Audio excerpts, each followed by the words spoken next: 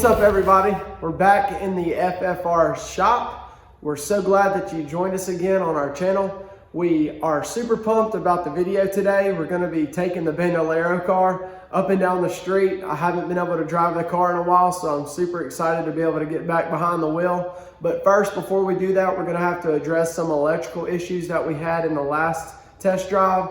The car wasn't wanting to start up, so we're going to change out the solenoid, get a few battery cables changed out, and then we're going to rip this thing. So y'all stay tuned and let's jump right into it. All right, so here's what we figured out whenever we rode this thing last time. We have a panel of switches right here.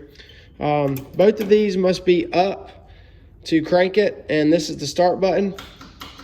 Nothing's happening. I've got clicking on the solenoid. So I figured out that the solenoid's bad. It is nestled away really nice down in there on top of the starter. But this battery, I know, is good, but this thing is dirty. You can see here, this just over the years that it's gotten really nasty. It's got all this grease and grime on it. I really am gonna get this thing cleaned up here eventually. Just trying to get everything test fitted. But I'm not sure. I know that I've got power back there, but with all of these disconnects and things like that, this thing does have a master disconnect switch in it. I'm not sure if we just don't have a good ground or what. So I'm gonna actually take this one off, test it, get it cleaned up. Now, something else that's really neat, the back of these cars, when that back is on it, it completely encloses this. I'm gonna show you all that later on. But these things for the battery, to get them charged, they're really kind of hard whenever you have the back on it. So they've got these nifty little battery charger cables here. I've never actually had these on my car. It's not hooked up, and the negative terminal is not even there. You can maybe see it. The positive one is eat up down there. It looks like maybe something's messed up. That's why they have it disconnected. I've actually got some new ones here, and I got these in a trade on one of my other race cars, and we're gonna get them installed. So let's get this cleaned up a little bit, get the battery out, get that solenoid taken off, and see if we can get these installed and see what happens.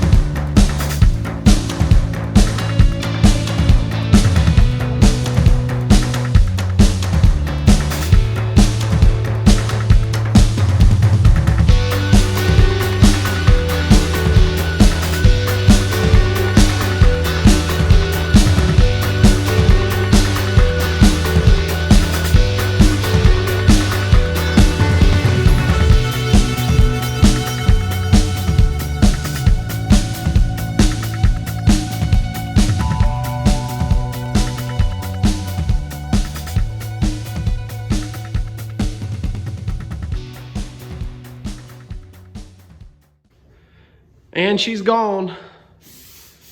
You could see that the purple car is no longer with us. Congratulations to the new owner who got that. I'm super pumped to know that that car is gonna be back on the track and going again. That frees up plenty of space for us to bring the RSX car back in here. So you will be seeing that build coming up soon. We're excited. I'm gonna be able to get my shop cleaned up and be able to get everything pulled in here to where we can start getting that thing stripped down. So let's talk about this. So got everything taken out, and I'm not even gonna lie, the space down here for where that battery goes in was tight. It was a little bit tricky to get out of there, but was able to get these battery charging ports put in that we had talked about, and that's pretty awesome. So I'll be able to hook that up, and got the solenoid taken off. And here's what I found out I do not like. They had this C-clamp looking thing, Bob, wrapped around the starter down here. And these ears that have the starter hooked up, the starting solenoid hooked up, makes it to where you can slide this off. You can see that they've got these little notches to where you're able to slide it off and on easier. Well, they had it going through these holes right here, and I do not like that because I had to take the whole thing off just to get it on. But whenever I did take the exhaust off to get to that, I found that we had a few exhaust gaskets that were bad. So I was able to get them and get a solenoid. So we'll get this solenoid taken off, swap it out with the new stuff, and then also be able to put these back on. And hopefully we'll stab the battery back in, get everything cleaned up right here, and see if this thing will start up. It is the next day. I just spent the last 3 or 4 hours trying to figure out this electrical. I was able to build a new bracket for the solenoid that we had talked about, how I did not like it was mounted on that clamp. So I was able to build that new solenoid, but honestly, when I got everything hooked up, it did not crank. I had nothing. For some reason, even after taking tons of pictures and getting everything back exactly how I thought it was, I got nothing. I had nothing at the start switch. Whenever I flipped one of the switches, the rev limiter box started buzzing.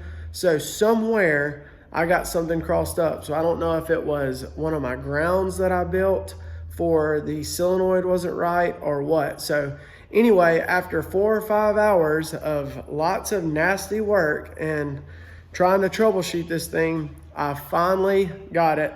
So I'll show y'all what I was able to build for the starting solenoid to mount that to the engine. It's a lot better. And then let's get this thing put back together, get the seat in, and we're gonna take this thing down the street, make sure everything works. But here's what I was able to get accomplished.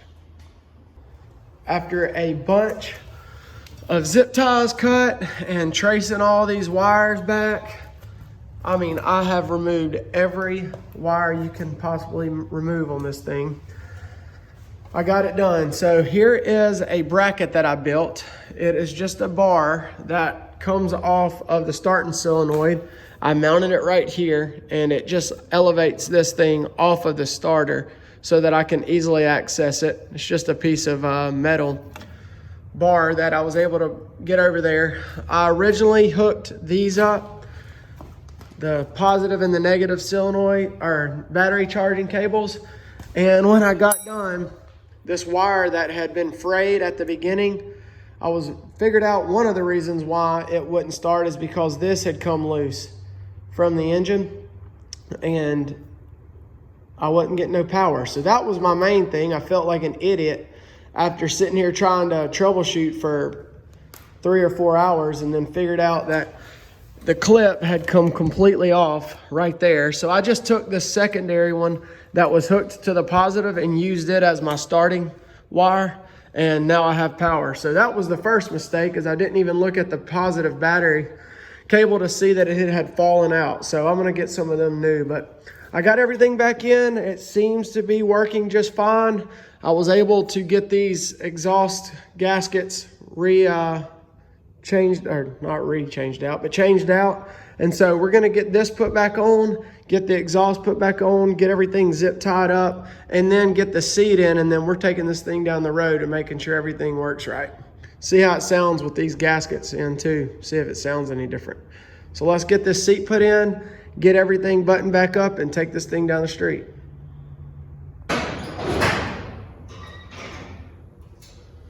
All right, so we got everything put back together. Let's get this thing outside and see what she'll do.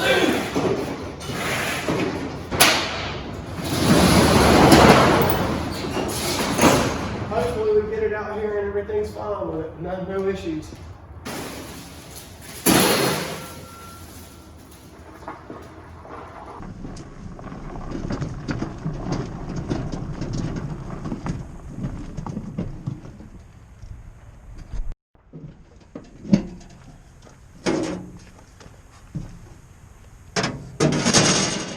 That in there, blow up and hit me in the face. So this is the first time I've rode it since I've had the seat in, so it may feel a lot different than I'm used to. It feels a lot more comfortable. I don't feel like I'm gonna fall out. So brakes work, throttle's good. See what happens.